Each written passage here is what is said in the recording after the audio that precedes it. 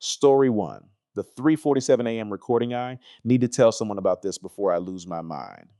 Last week, I finally did what I've been putting off for months. I checked my home security footage. I installed cameras 6 months ago after a string of break ins in my neighborhood. Nothing fancy, just two cameras, one covering the front door, one in the living room. I set them up, connected them to an app, and honestly, forgot about them. I'd get motion alerts on my phone, but it was always the cat, shadows from passing cars, stuff like that. After a while, I just started ignoring the notifications. But last Tuesday, I woke up to 47 missed alerts, all from 3:47 a.m., all from the living room camera. I was already running late for work, so I didn't check them. Figured it was a bug or maybe my cat had gone crazy. But that night when I got home, something felt wrong. Nothing I could point to exactly, just a feeling. You know when you walk into your own house and it doesn't feel like your house anymore? I sat down with a beer and finally opened the app. The first alert showed my living room at 3:47:03 a.m. Everything normal. Dark room, street light coming through the curtains. Then at 3:47:17 a.m., another alert. This time the camera had shifted just slightly, like someone had bumped it. But here's the thing, that camera was mounted on the wall, 7 feet up 3:47:31 a.m. The camera angle had changed again, now pointing more toward the hallway. My hand started shaking, 3:47:45 a.m. The recording showed the hallway clearly now, and standing there, barely visible in the darkness, was a shape, human-sized, completely still. I dropped my phone. When I picked it up, my fingers were trembling so badly I could barely swipe to the next alert, 3:47:52 a.m. The shape had moved closer. I could see more detail now. It was tall and possibly thin, with arms that hung too low. But the face, I couldn't make out a face. Just darkness where a head should be, 3:48 by 1 a.m. It was standing directly under the camera now, looking up at it. That's when I noticed something that made my blood freeze. In every single video, my cat was in her bed in the corner of the room, completely still, not asleep, her eyes were open. But she wasn't moving, like she was paralyzed. The next alert, 3:48:15 a.m., the figure was gone, but the camera was now pointing directly at the couch, where I sleep sometimes when I stay up late watching TV. And on the couch, barely visible, was an indentation, like someone had been sitting there, watching the hallway. The final alert was at 3:48:47 a.m. The camera had been moved back to its original position, facing the room. Everything looked normal again, except for one thing. On the coffee table, there was a glass of water. I recognized it. I'd left it there before bed. But now there was a single handprint on the glass. The condensation made it clearly visible. A handprint with 6 fingers. I checked every door, every window, all locked from the inside. I reviewed the footage from the front door camera. Nobody came in. Nobody left. But here's the part that made me delete everything and cancel my security service. The next morning, I went to throw away that glass. I picked it up, and the condensation was still wet. I was about to dump it in the sink when I noticed something written in the water ring it left on the table. 2 words spelled out in the moisture. Nice beer. That's what I'd been drinking the night before while watching the footage. It wasn't watching me 6 months ago. It was watching me watch the footage of it. I haven't slept in my living room since. I disconnected all the cameras. But sometimes at exactly 3:47 a.m., my phone still buzzes. Motion alert. Living room, the app is deleted. The cameras are in a storage unit across town. But my phone still knows when it's there. I used to work night security at a corporate office building downtown. 12 floors, mostly tech companies and law firms. Easy job. Walk the floors, check the doors, make sure nobody's stealing computers. I do this from 11 p.m. to 7 a.m., 5 nights a week. The building was dead quiet at night. Maybe one or two people pulling all-nighters, but mostly just me, the hum of servers, and the sound of my footsteps echoing on tile floors. Everything changed on a Thursday in October. I was doing my 2 a.m. rounds on the 7th floor when I noticed a conference room light was on. That was weird. The motion sensor lights turned off after 15 minutes of no activity. I walked over and looked through the glass wall. Someone was sitting at the conference table, a woman in business attire, facing away from me, looking at a laptop. Okay, fine. Late night worker. I knocked on the glass to let her know I was there. Company policy, so I don't scare people. She didn't move. I knocked harder. Security check, ma'am. Nothing. I tried the door handle. Locked from the inside, which made no sense because these conference rooms didn't have inside locks. I knocked one more time, louder. She slowly turned her head toward me. Her face was completely normal. Professional makeup, hair in a bun, slight smile, but her eyes, they were focused just slightly to the left of where I was standing, like she was looking at something behind me. "We're conducting an exit interview," she said, her voice muffled through the glass. "Please wait outside. Ma'am, I need to verify your ID badge. Company policy for after hours. Please wait outside," she repeated in the exact same tone, word for word. Same inflection. A chill ran down my spine. I stepped back and pulled out my phone to call my supervisor. That's when I noticed something: the laptop screen she was looking at. It was reflecting in the glass wall behind her. It was showing security camera footage of me standing right there in the hallway, but we didn't have cameras on the seventh floor. My phone rang in my hand, making me jump. Unknown number. Against my better judgment, I answered. "Hello? We're conducting an exit interview."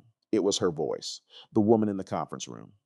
But her mouth wasn't moving. She was still staring at that spot behind me. "Please come inside." "How did you?" "Please come inside." The door clicked. Unlocked now. Every instinct screamed at me to run, but I don't know why. Curiosity, stupidity, whatever. I pushed the door open. The room was freezing. My breath came out in clouds. The woman gestured to the chair across from her without looking at me.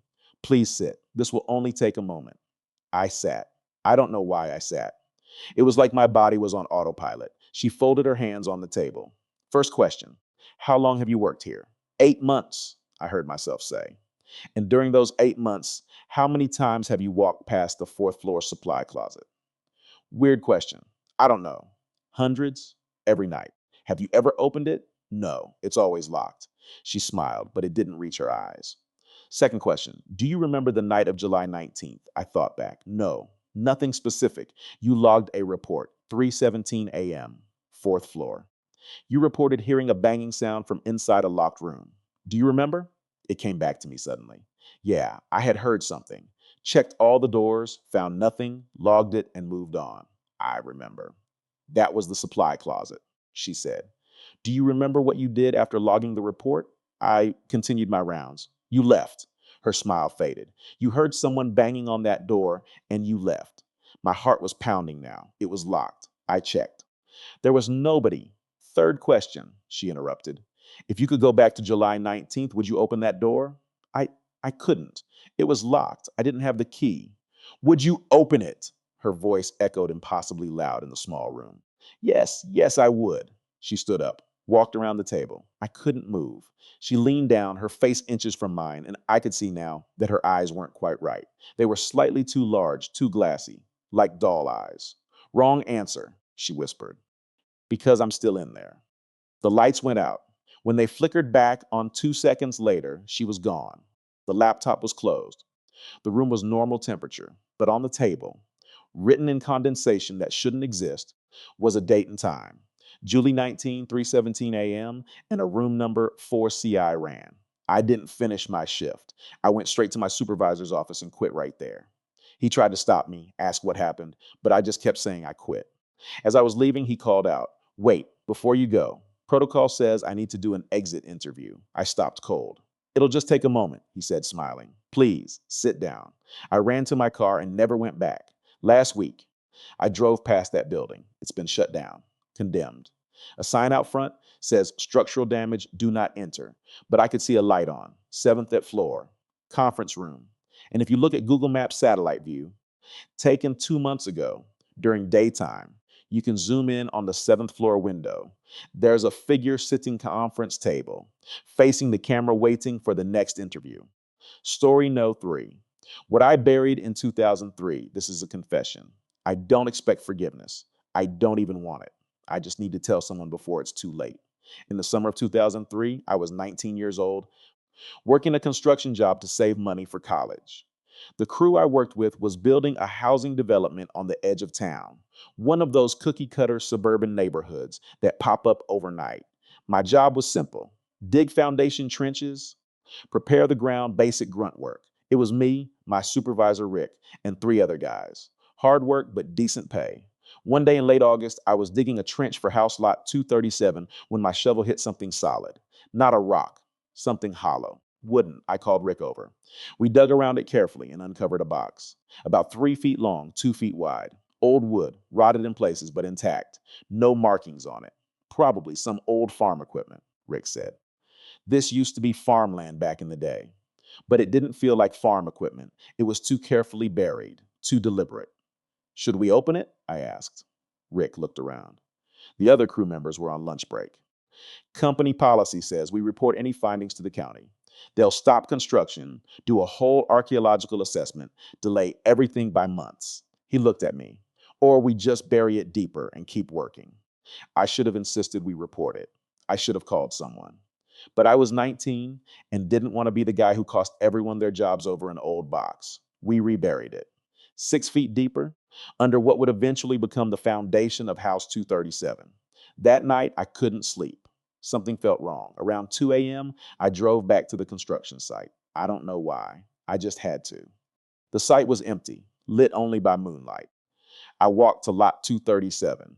The trench had been filled in already, ready for concrete the next day. I was about to leave when I heard it. Knocking, soft, rhythmic knocking, coming from underground. From where we'd reburied the box, knock, knock, knock. I stood there, frozen, listening to that sound come up through 6 feet of dirt. Knock, knock, knock. Then it stopped. I ran back to my truck and drove home, convinced I was losing my mind. The next day, I called in sick. I never went back to that job. I told Rick I was quitting, family emergency, whatever. He didn't care. They finished the development without me. I tried to forget about it. Went to college, got a degree, started a career. 20 years passed. I got married, had 2 kids, bought a house of my own. Last month, my wife found a listing for a house she loved. Great neighborhood, good schools, perfect price. I looked at the address, point 237 Sycamore Lane, the development I'd worked on. The exact lot. Absolutely not, I told her. Why? It's perfect. I couldn't explain. How could I? So I made up excuses. Bad foundation, poor resale value, anything, but she'd already scheduled a viewing, and she insisted I come. When we pulled up, my hands were shaking. It looked like every other house on the street. Nice lawn, 2-car garage, white picket fence. Normal, the realtor, met us outside. Cheerful woman, too much makeup. The previous owners moved out quite suddenly, she said. Estate sale. Very motivated sellers. Why did they leave? My wife asked. The realtor's smile faltered for just a second. I believe they mentioned noise issues. But the home inspector found nothing wrong. We went inside. Standard layout. Living room, kitchen, bedrooms upstairs. Everything normal. But I could feel it. That same wrongness from 20 years ago. I love it, my wife said. Don't you love it?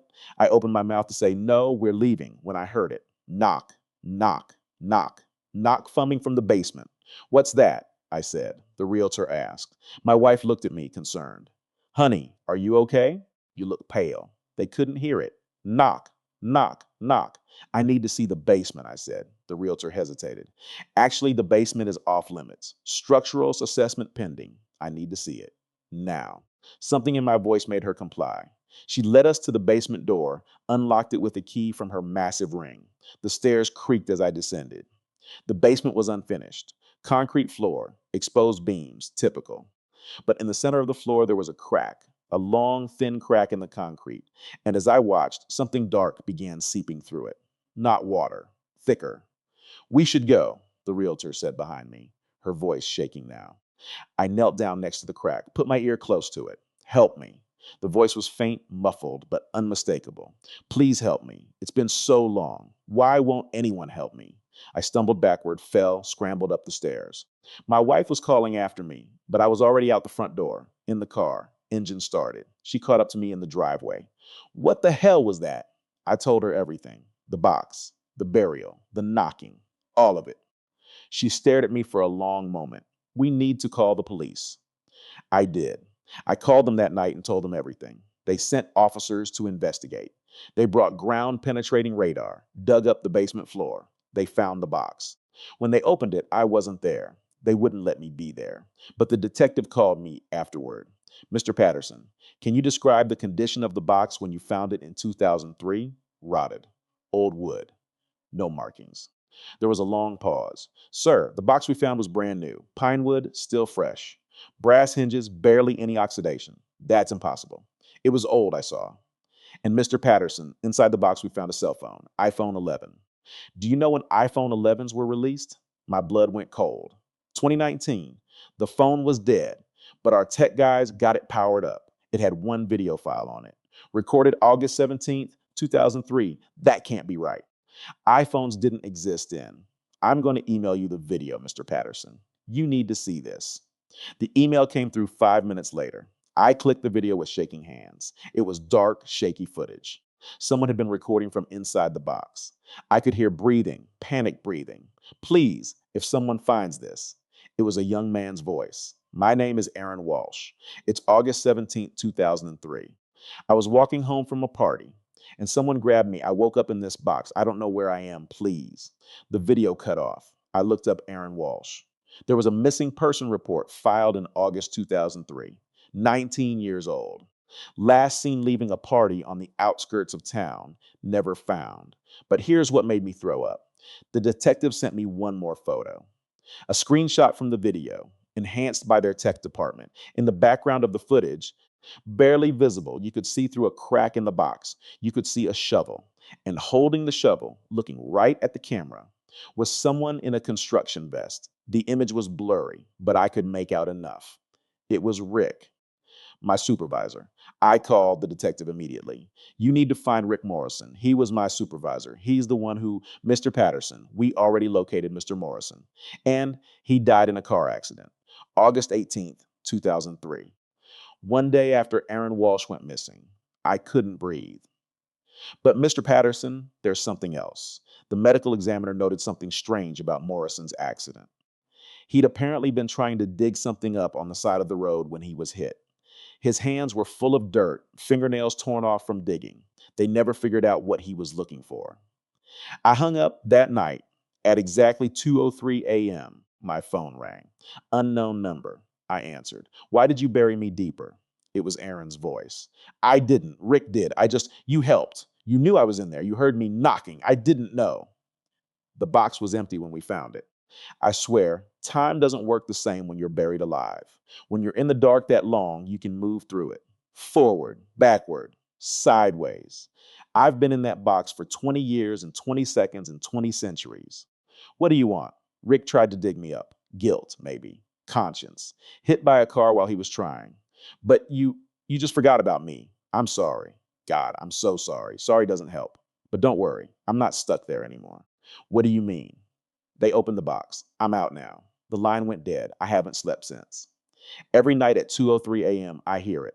Knock, knock, knock. But it's not coming from underground anymore. It's coming from inside my house. Moving closer to my bedroom, knock, knock, knock. Last night, it was right outside my door.